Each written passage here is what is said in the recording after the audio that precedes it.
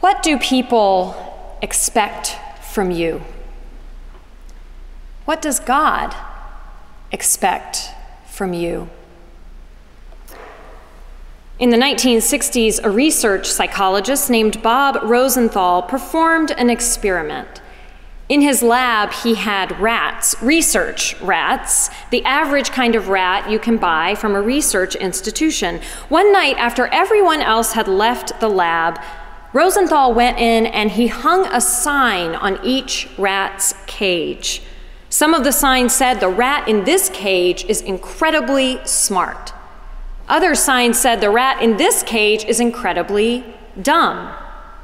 Neither sign was true, at least not in any way that Rosenthal had verified. He just hung the signs at random on the cages. Then Rosenthal brought in a group of experimenters and assigned each one of them a rat, telling them that their rat was either one of the incredibly smart ones or one of the incredibly dumb ones. And then their job was to run this rat through a maze and record how the rat did. Well, it turns out that an individual rat's performance in the maze directly correlated with whether the rat's handler thought it was one of the smart rats or one of the dumb rats. And the correlation wasn't even close. It was shocking. The so-called smart rats did almost twice as well in the maze as the so-called dumb rats. Rosenthal hypothesized that it was the expectations in the minds of the experimenters that changed the way they interacted with the rats, particularly the way they handled them and touched them, and this affected the rats' performance. Expectations matter. So what do people expect from you? What does God expect from you? In last week's passage that we heard from the Gospel of Mark, the one right before this one, we heard of Jesus' first healing. It was an exorcism. He cast out a demon, and he did it in a synagogue, a place of worship. In today's passage, Jesus heals again, but this time he heals a woman who is sick with a fever, and he does it in her home. Now, we might think that being in a private home would have allowed Jesus to keep the healing quiet. But like it or not, the word is out.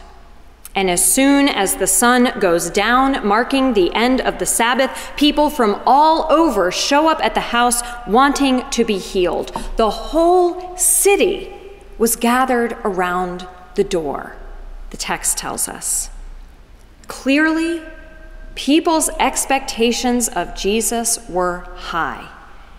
Maybe a few dozen people had seen him heal that person at the synagogue that morning. Certainly far fewer than that witnessed the healing of Simon's mother-in-law.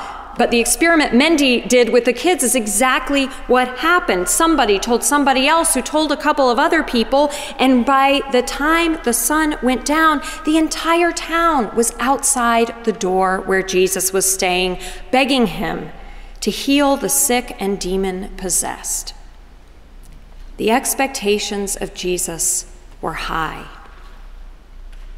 But Jesus is not the only one in this passage who has to contend with what other people expect from them. Nearly every person mentioned in this text is struggling to fulfill expectations. When Simon walks into his house with guests, with Jesus and the other disciples, immediately the members of his family gather around, frantically telling them that Simon's mother-in-law is sick and expecting Simon to do something about it. When Jesus heals the sick woman, she doesn't stay in bed and spend a few hours resting and recovering. She is the matriarch of a first-century Middle Eastern family, and the expectation is she will serve her guests, which is exactly what she does. The next morning, when the disciples awake to find that Jesus is gone, and that there's another crowd of sick people waiting outside looking for Jesus, the disciples discover that because of their relationship with him, they are expected to know where he is or be able to find him and bring him so that he can heal the sick. In this text, as in life, expectations are everywhere. Until Jesus puts a stop to it. When they found him, they said to him, "Everyone is searching for you."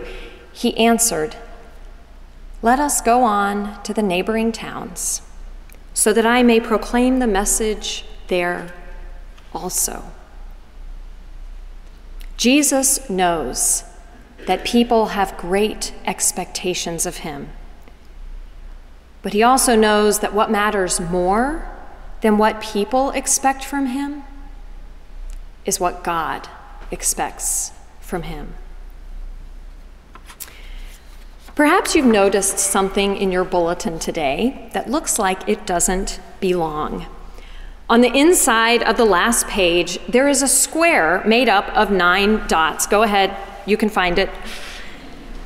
This is what's called the 9-dot challenge. Some of you may have seen it before. If you have a pen or pencil handy, I invite you to give it a try. The goal is to connect all of the dots with 4 lines without picking up your pen from the paper. So all 4 lines must be connected. So go ahead, I'll give you a minute to give it a try.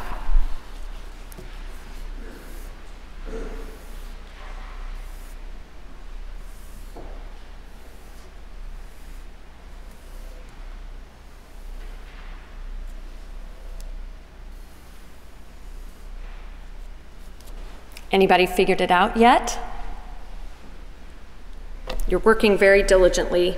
I'm going to give you a hint. Actually, I'm going to solve it for you because otherwise you'll be doing it through the rest of the sermon, and we wouldn't want that.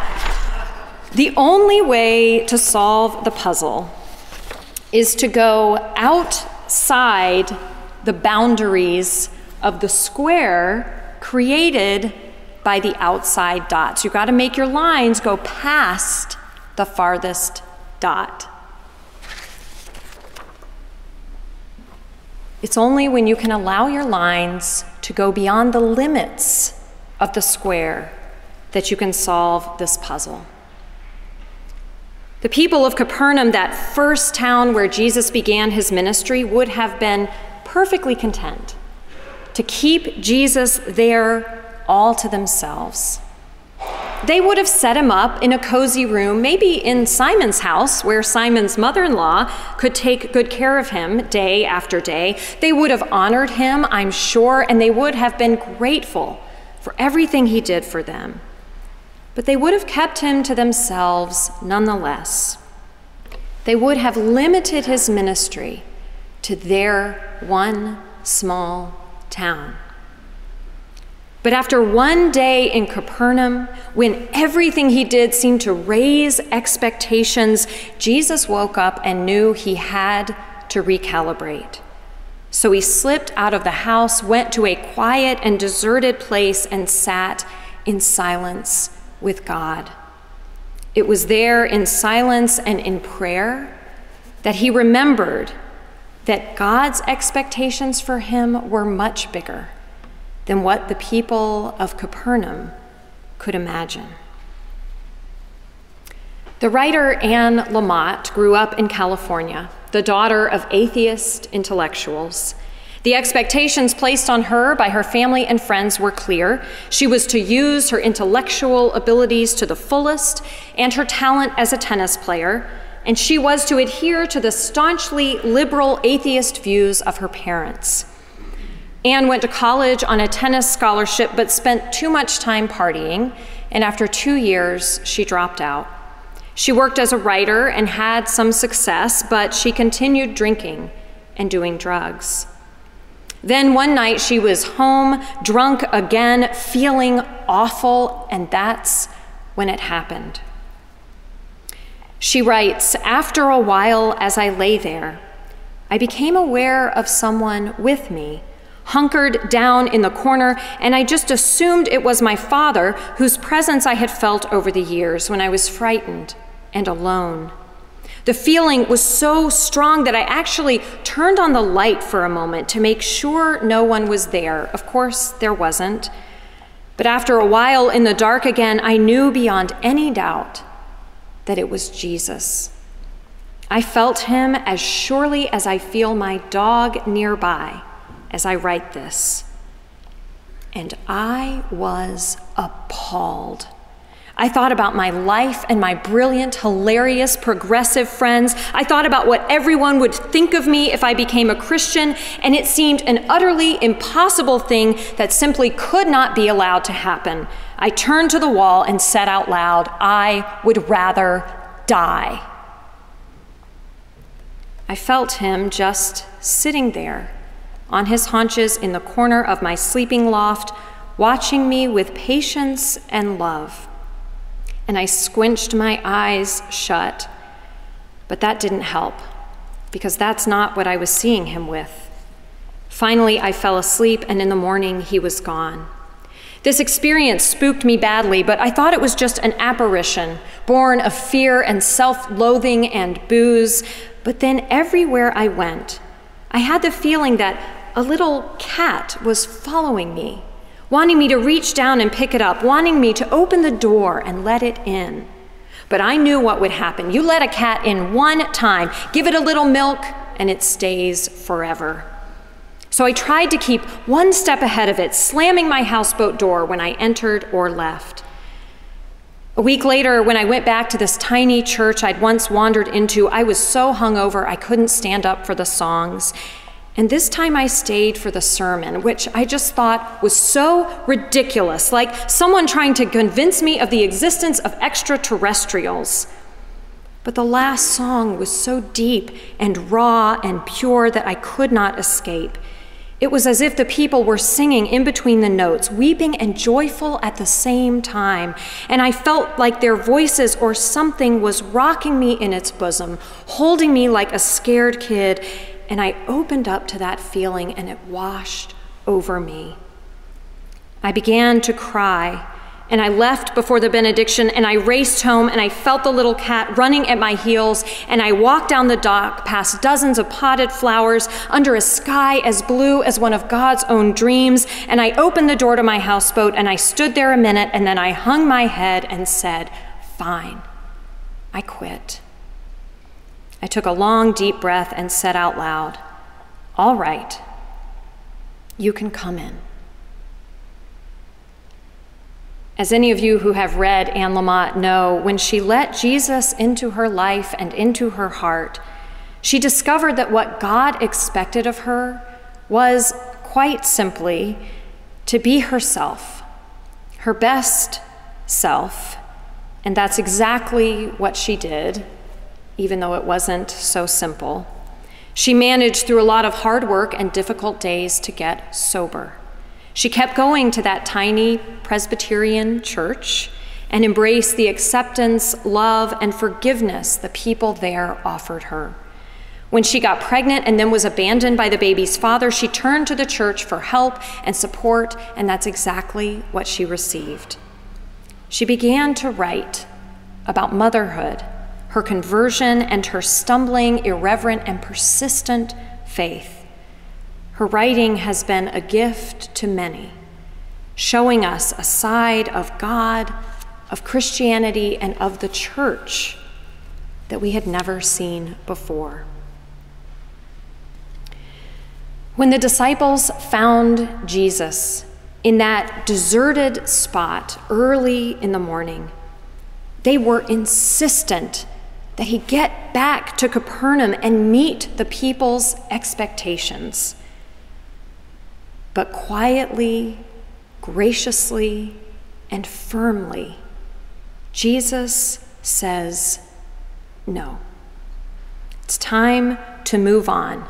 Time to get back to the big picture of what God has brought me here to do. It may have seemed insensitive or even downright rude to walk away when all those people needed him. But the time Jesus spent with God that early morning at that deserted place reminded him that his mission was not to remain within the limits of a single town. Jesus, God's beloved Son, had come to tell people and show people that God's love is limitless and that it belongs to everyone. Men, women, cis, trans, children, the elderly, sick, healthy, rich, poor, black, white, gay, straight, those who had been cast aside, those who were set up on a pedestal, believers, non-believers, everyone. Jesus has come to hang a sign around the neck of every human being in an attempt to change people's expectations of others and of ourselves. These signs are not random, and they're all the same. You are beloved, they say, and you are called. What might happen if we step outside the limits of others' expectations? What might happen if we live instead into God's expectations for us, which are simply this: to know we are beloved and that we are called to share that good news with everyone?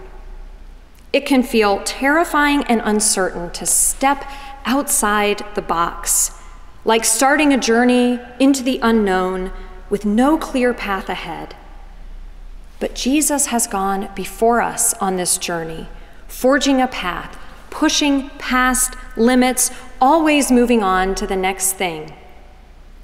And yet there is nowhere we can go that we won't find God already there, as close as the next breath, and as patient with us as Jesus was with Anne Lamott, waiting with love for us to open our hearts and let him lead us into the future, a future limited only by our identity as God's beloved children, called to share the good news of God's love and mercy and forgiveness and acceptance with everyone. It is indeed a future that will defy all expectations. Amen.